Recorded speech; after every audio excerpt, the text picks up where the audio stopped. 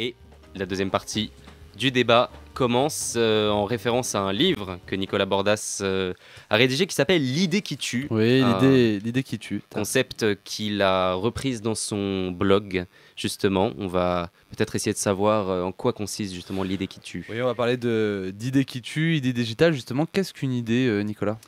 Alors, il y a plusieurs définitions d'idée. Non, mais globalement, après, on ira plus en Platon précision. disait, non, il y a plusieurs définitions de l'idée. Il y a la définition du dictionnaire qui est c'est une conception de l'esprit, mais ça nous emmène nulle part. Enfin, c'est pas forcément intéressant de manière opérationnelle. Pour moi, c'est une volonté de changer. Et donc, c'est pour ça que l'idée qui tue, c'est à la fois l'idée qui réussit, mais c'est l'idée qui transforme. C'est l'idée qui tue une idée préexistante pour exister.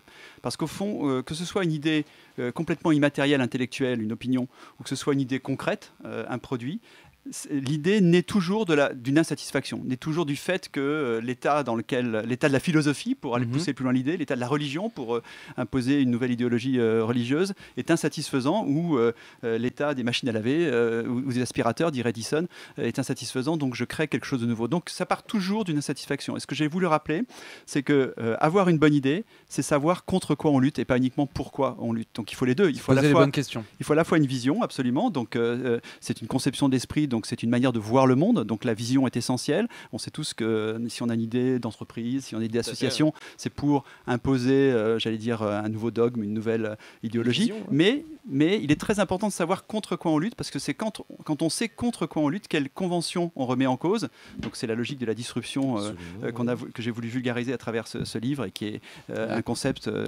inventé par Jean-Marie Dru, le président mondial de TBWA, donc mon patron tout de même. J'ai une augmentation chaque fois que je le cite. Je vais peut-être le redire une deuxième fois. Mais en l'occurrence, l'enjeu, c'est de savoir ce qu'on change. Alors, lorsqu'on sait ce qu'on change, on communique de manière beaucoup plus pointue.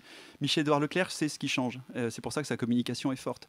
Serge Papin, le patron de Système U, sait ce qui change. C'est pour ça que sa communication est forte. Carrefour, c'est pas ce qui change. C'est pour ça que sa communication est faible.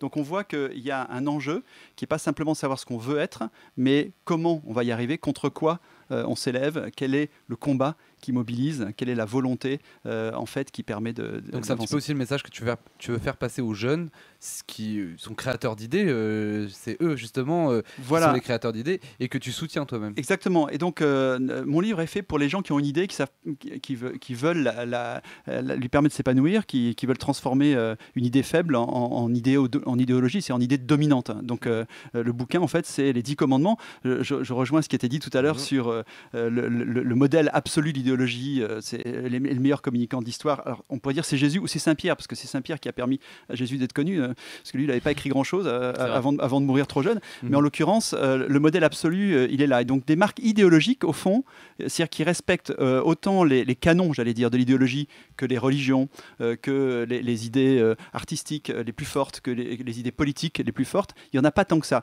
Ce qui caractérise une marque idéologique, c'est qu'on peut en faire un nom en isme. Le christianisme, le marxisme, etc.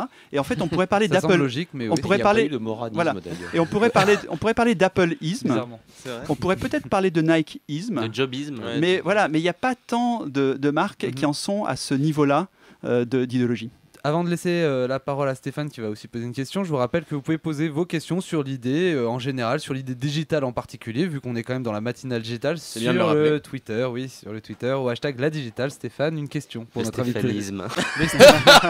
Mais il fallait qu'elle soit faite.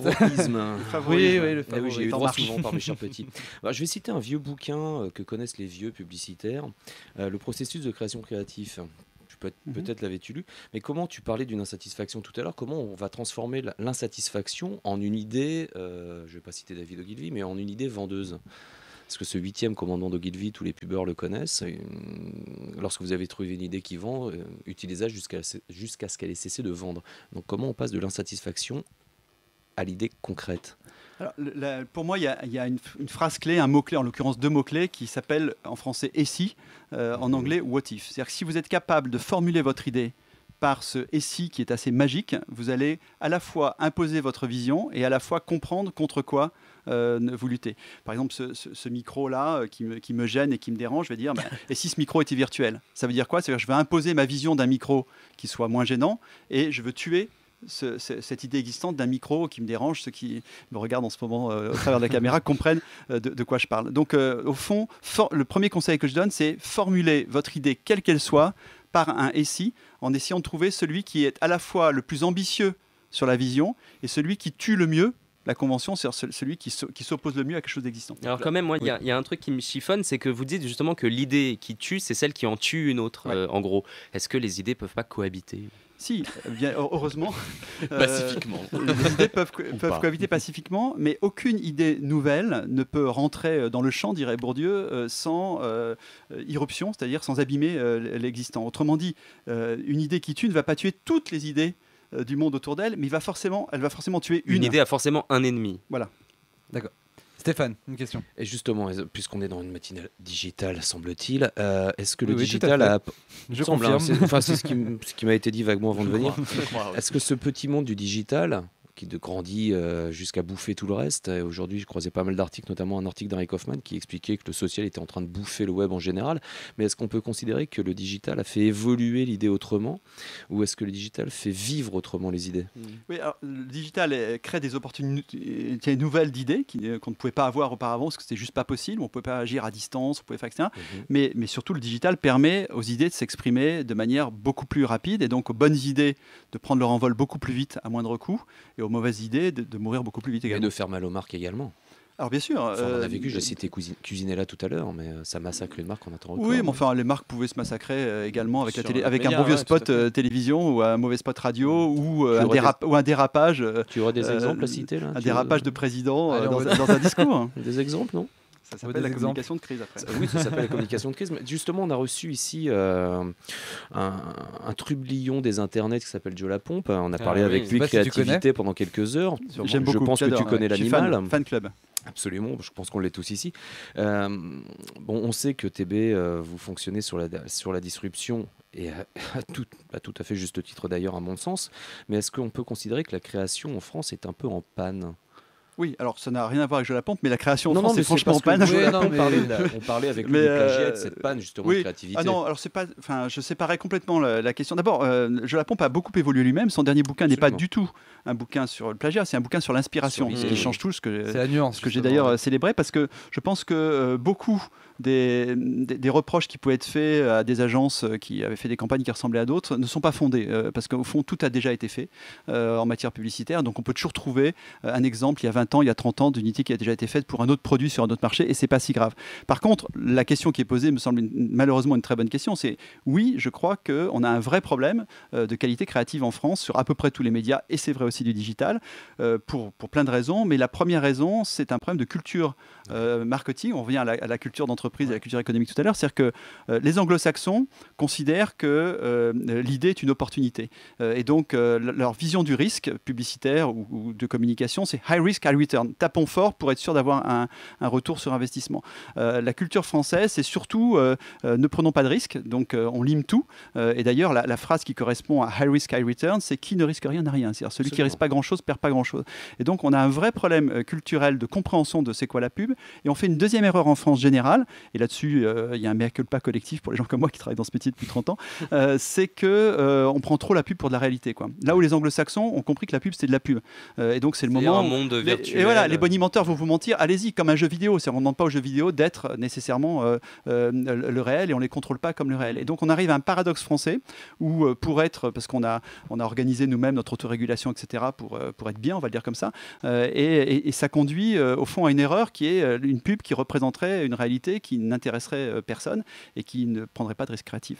Donc finalement, justement, ces risques créatifs, est-ce qu'ils sont permis par le digital ? Oui, alors la bonne nouvelle, c'est que de ce point de vue-là, le digital libère des espaces créatifs considérables. Et d'ailleurs, on a assez souvent vu, ça nous est arrivé, à nous aussi chez TBWA, des campagnes qui commencent par le net et où l'annonceur était prêt à prendre un risque parce que c'était Internet, une cible plus jeune, un public plus jeune et des choses plus libérées qui ont fini en spot à la télévision sur TF1 à 20h30. Absolument. Martin, une question. Moi, je rebondis sur ce que tu as dit tout à l'heure et ce que tu disais à l'instant, c'est que finalement, aujourd'hui, le digital, c'est un cadre pour nos idées ou c'est juste un outil finalement au service de nos idées, c'est-à-dire quelque chose qui encadre ou c'est quelque chose qui soutient?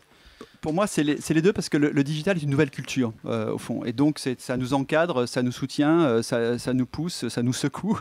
Donc, on pourrait le définir de toutes les manières, mais on baigne dans le digital au point qu'il n'y a pas un monde offline, un monde online. On est tous en même temps, offline et online. La preuve, en même temps, je regarde les tweets qui sont en train de passer et je retweete les plus drôles.